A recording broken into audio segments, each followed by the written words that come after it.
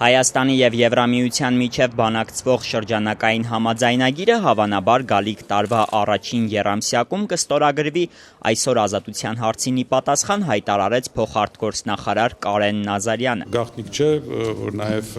այս բանակցությունների ընթացքում մենք փորձում ենք անել ամեն ինչ համատեղելի տարրերը ի հայտ բերելու, ուրեմն ԵԱՏՄ անդամակցության առումով մի կողմից, մյուս կողմից Եվրոպայի հետ մեր ապագա համագործակցության տեսանկյունից։ Դիվանագետի խոսքով հատկապես կարևոր է դեկտեմբերին կայանալիք բանակցային փուլը։ Հայաստանի արտգործնախարարությունում լավատես են։ Հիշեցնենք, Եվրամիության հետ բանակցված նախորդ ասոցացման համաձայնագիրը տապալվեց 3 տարի առաջ նախագահ Սերժ Սարգսյանի կողմից Մաքսային միությանը անդամակցելու անսպասելի հայտարարությունից հետո։ Աշխատանքները այն 3 հիմնական ուղղությունները, որի մասին ես քիչ խոսեցի, քաղաքական երկխոսություն, ոլորտային համագործակցություն եւ առևտրի հարցեր։ Փոխարտգործնախարար Կարեն Նազարյանը խորհրդարանում հաջորդ տարվա բյուջեի քննարկմանն էր մասնակցում։ Եվրաինտեգրման մշտական հանձնաժողովի նախագահ Նաիրա Զոհրաբյանը նախ շեշտեց, որ թեև արտգործնախարարությունում հայտարարում են, որ Եվրամիության հետ համագործակցությունը Հայաստանի համար առաջնային է, բայց կառավարության ծրագրի արտաքին քաղաքականության բլոկում այն 15-րդ տեղում է։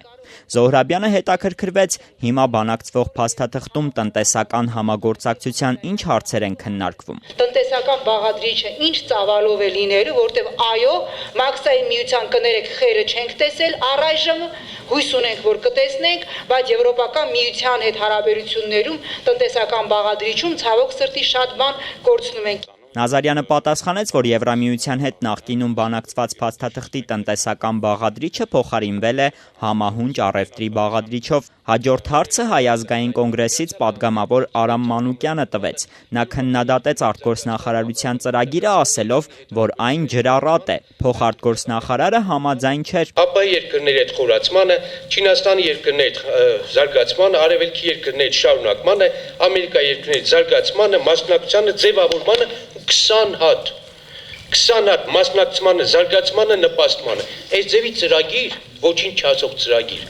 ոչ միտեղ չկա անորում։ Պարոն Մանուկյան, շնորհակալ եմ, ես հարգում եմ այլընտրանքային կարծիք քննադատություն ունենալու ձեր իրավունքը, բայց բնականաբար չեմ կիսում այն ինչի մասին քիչ առաջ դուք խոսեցիք։ Արամ Մանուկյանը նաև դժգոհեց, գրեթե 1 ամիս առաջ քննարկման օրն ու ժամը հայտնի էր, բայց արտգործնախարար Էդվարդ Նալբանդյանը կրկին բացակայում է եւ ուղարկում տեղակալին։ Նրան միացավ նաև Նաիրա Զոհրաբյանը։ Որտեղ է Էդվարդ Նալբանդյանը։ Այս պայն նախարարը գտնվում է Գերմանիայում պաշտոնական այցելությամբ, ունի հանդիպումներ կառավարության անդամների հետ եւ մոտորերս, այսինքն կարծում եմ վաղը միսը կվերադառնա։ Հաջորդ քննարկմանը արդեն փոխարտգործնախարար Շավարժ Քոչարյանն էր եկել պատասխանելու հարցերին եւ ներկայացնելու բյուջեն։ Պատգամավորներին նախապես զգուշացրեցին, որ արտգործնախարարը երկրում չէ կանխելու համար, որտեղ է Էդվարդ Նալբանդյանը հարցը։